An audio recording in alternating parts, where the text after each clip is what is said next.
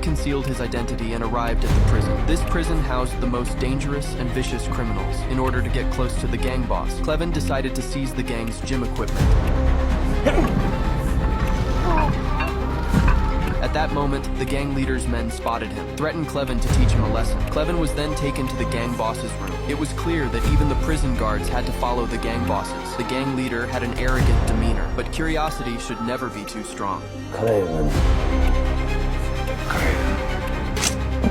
Clevin then made his way to the ceiling. The prison's barbed wire fence opened with a gentle tug from him. Successfully evading the guards' pursuit, Clevin braved the cold and sped away. Just as he was about to reach the extraction point, suddenly, the howling of snow wolves could be heard from ahead. Hearing the strange sound, Clevin stopped in his tracks. Just as the wind and snow were about to disperse, a ferocious snow wolf suddenly appeared in front of Clevin. Seeing this, Clevin had no choice but to open his lion-like golden eyes. The ferocious snow wolf instantly became docile. Clevin then quickly made his way to the extraction point and immediately escaped from the terrifying place.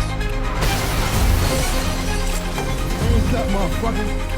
Not a fucking muscle, big fella, alright? A group of armed gangsters stormed into the gun shop. Johnson was responsible for controlling the shop owner. The rest quickly stole a large number of new firearms. Before leaving, they destroyed all the surveillance cameras. The police quickly noticed the case. They believed that the gangsters stole the weapons to wage a gang war. But Johnson's real target was the captain of the SWAT team. He did this to avenge his fallen subordinates.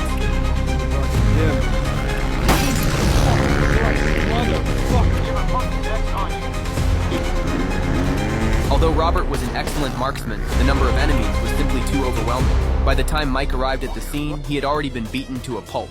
This incident instantly ignited the anger of all the police officers. Got a lot of enemies. Motherfucker. He's safe.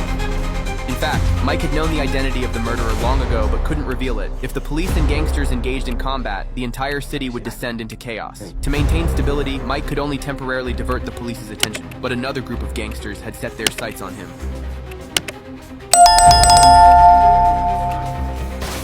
He had just walked into the bank with his son when a group of robbers stormed in. Faced with the robbers' threats, he didn't panic at all. Instead, he calmly called his son over to his side. When the robbers saw he wasn't intimidated, they turned and pointed their gun at the boy. Little did they know, that move would cost them their lives. Hey. Sit down! As his son raised his small hands, he removed his hearing aid. At that moment, the demon inside him was awakened.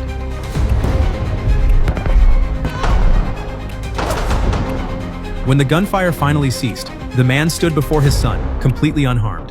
While all the robbers lay lifeless on the ground, he picked up his son in his arms, glanced up at the surveillance camera above, and turned to walk out of the bank. But what he just did shattered 5 years of peaceful life.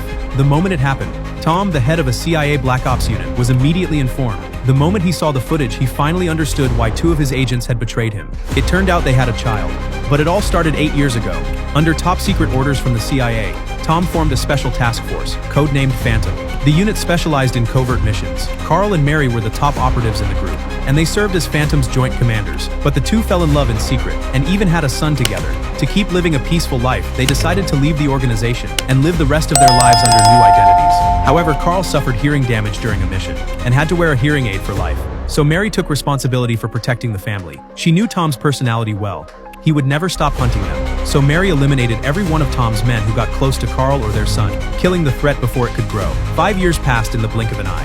Their son had grown up. They thought this peaceful life would go on forever. But the moment he unleashed his skills in that bank, he knew they'd been exposed. So right after leaving the bank, he took his son and fled the city, heading to their secret safe house in Florida. Meanwhile, Tom, now fully aware of the situation, had the footage sent to every member of the Phantom unit. He issued an internal bounty, $25 million, to wipe Carl and his family off the map. Soon, Mary found that same video on the dark web. What do you think you're doing? Hey, pal, I'm talking to you. It's a shame you are so clumsy. What'd you say to me, boy?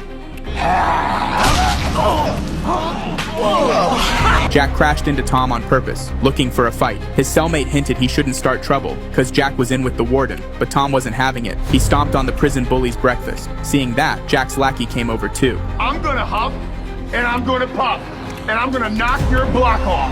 The lackey's tongue went flying, right into the hands of Blackie, who was watching the drama. That really set Jack off, but by then, the guards showed up and pulled them apart. I'll see you soon.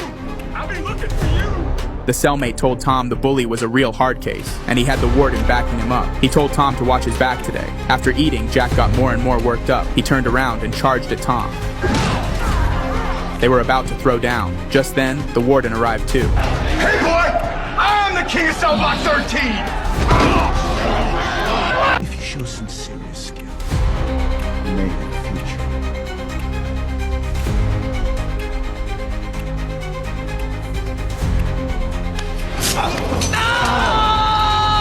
Hood was arrested and imprisoned for stealing diamonds. He gave the diamonds to his wife and took the blame himself. But the owner of these diamonds was Rabbit, the most ruthless gang leader. All the inmates in the prison were his men. Rabbit interrogated Hood, pressing him for the whereabouts of the diamonds. To keep his wife safe, Hood refused to say anything, even if it meant dying. Rabbit ordered Jack to kill Hood. Get on your fucking knees, bitch!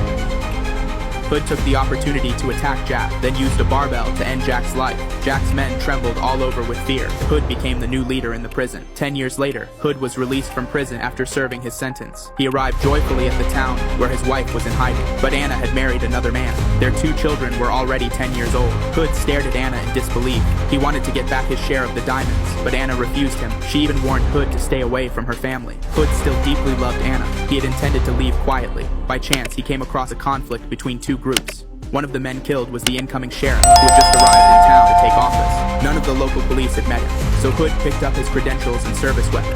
Hello? Sheriff Hood.